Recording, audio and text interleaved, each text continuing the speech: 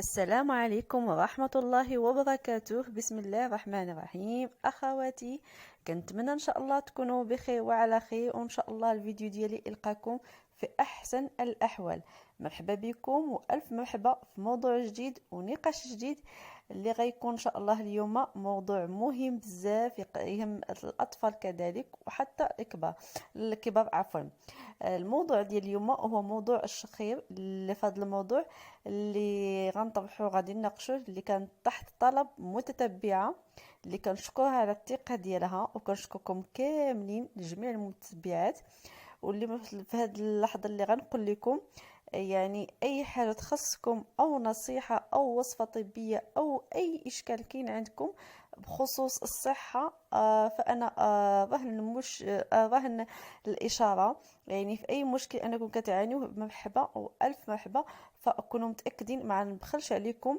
ويكفي انكم تتركوا لي تعليق في القناه او لا في تحت اي فيديو، وانا معكم اكيد اكيد اكيد ان شاء الله غادي نجاوبكم.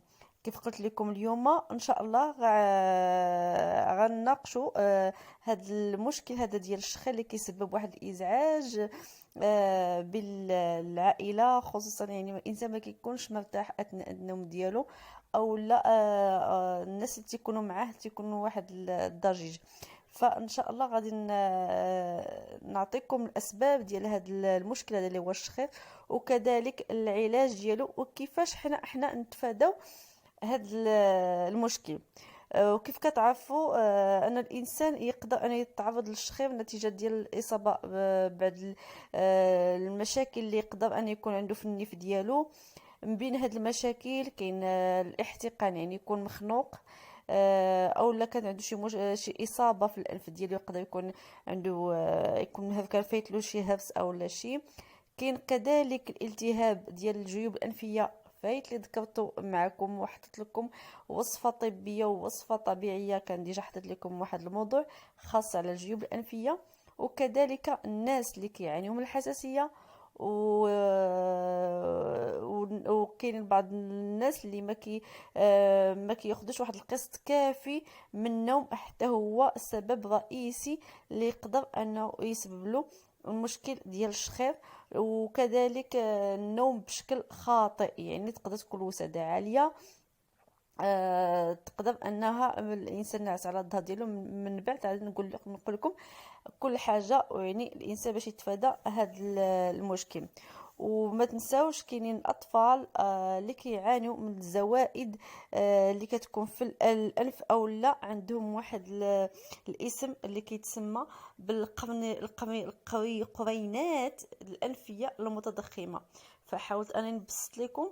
كاين في النوع الاول كيف تيكون، فكيكون الثاني كيكون الثالث. فانا كتكون كل ما كانت كبيره انها كتكون هنا كيتدخل العامل ديال الجراحه. ضروري خصها تكون الجراحه، حنا كنقول لها بالدارجه الجلود، يعني هنا كيتسبب له واحد الاحتقان او لا الخنيق في النيف ديالو، وما تيقدرش انه يتنفس، وكيسبب له انا مشكل ديال الشخير. فكذلك اللي قلت لكم ممكن انها كتكون بزاف عند الاطفال مشكل ديال الجلود. وكذلك واحد العامل اخر اللي هو السمنه. انسان تيكون عنده واحد الوزن الزائد، ما كيقدرش انه يتنفس من البلعوم ديالو، هنا يتنفس من النيف، وكيسبب له هذا المشكل اللي كيخلق له واحد اثر سلبي، خصوصا بالليل، يعني مع الناس اللي كيكونوا عايشين معاه. حيث وكذلك الاخوات ديالي،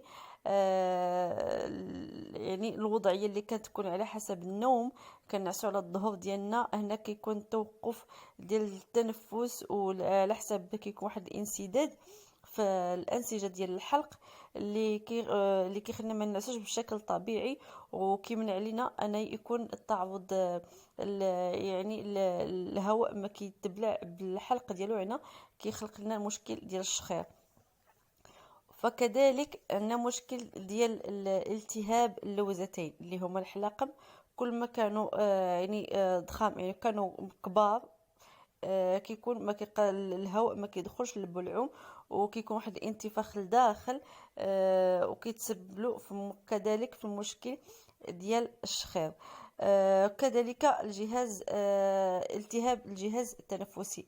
فهاد الشيء كامل هو هاد الاسباب اللي عطيتكم كتؤدي للمشكل ديال الشخير.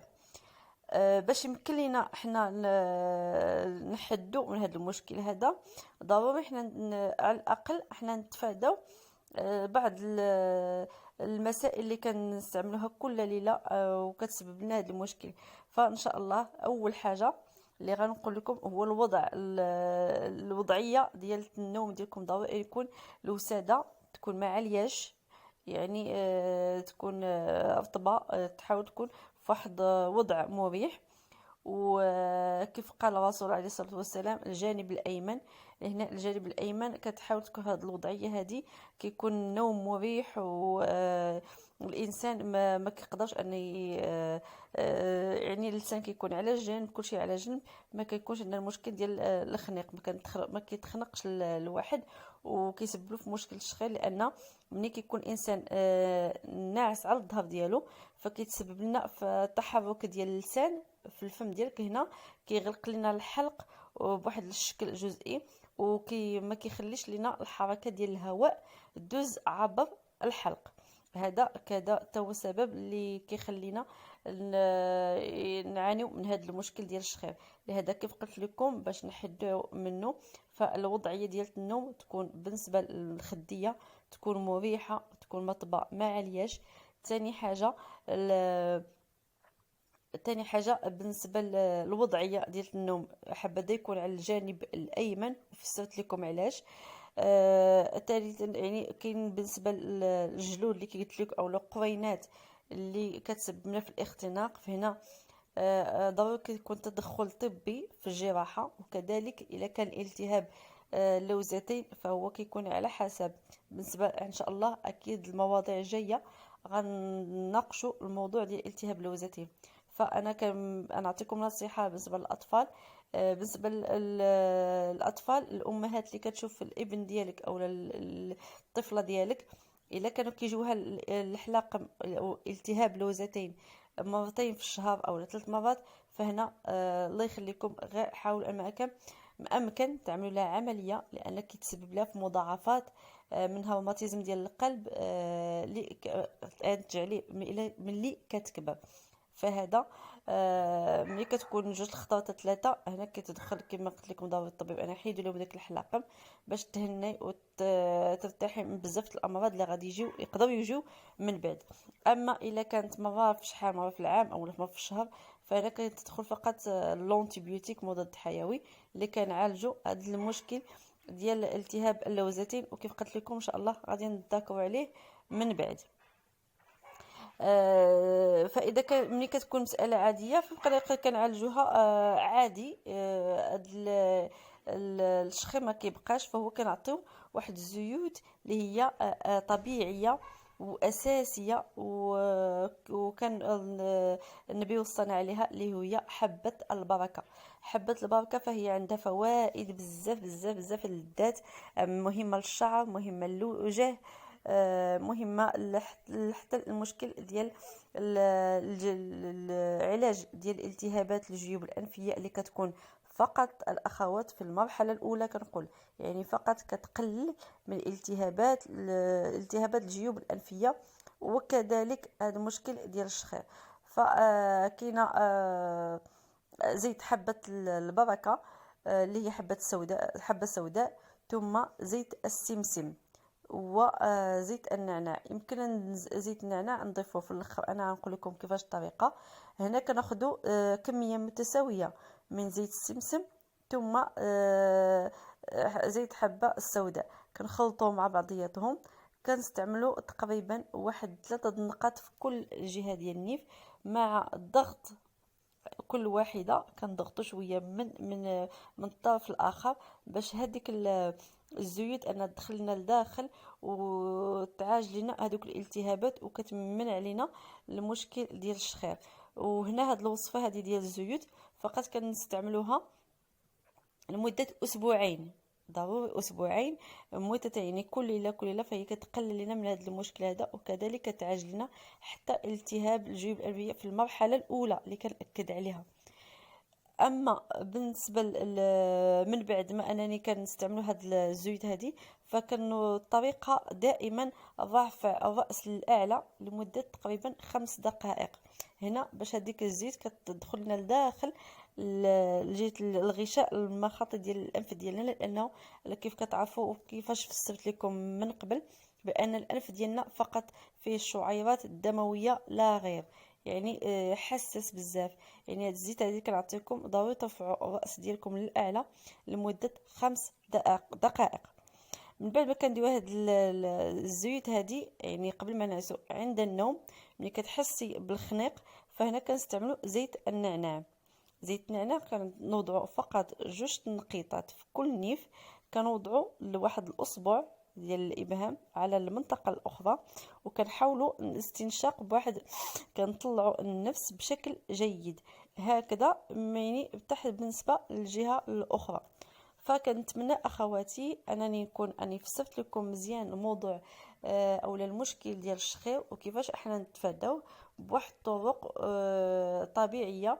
وكذلك كنستعملوه الا بغيتو، ان كاين في الفارماسيان واحد البخاخ اللي هو كيكون ديال فرنسي، سميتو لاغام ديال بوكياس، يعني كيتستعمل تقريبا الثمن ديالو 75 درهم.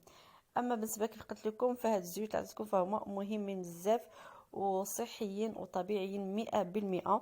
فقط اخواتي استعملوهم الناس اللي كيعانيو من هذا المشكل هذا، فكونوا متاكدين ان شاء الله لمده اسبوعين الظروف كتحسن شوي بشوي. وكذلك مع اتباع النصائح اللي عطيتكم بالنسبه للوضعيه ديال النوم والخديه اللي كتستعملوا. ان شاء الله كنتمنى الفيديو ديالي يكون نال الاعجاب ديالكم. ما تبخلوش عليا باللايكات، وشكرا بزاف على تشجيعاتكم انكم يعني شكرا ان الاخوات كيتبارطاجوا مع الاصدقاء، انه كتوصلوا جميع المعلومات اللي كنعطي والنصائح اللي كنعطي. فما ما تنساوش انكم تابوناو معايا الناس اللي هما جداد. كنشكركم بزاف بزاف بزاف، ولكم جزيل الشكر. السلام عليكم ورحمه الله وبركاته.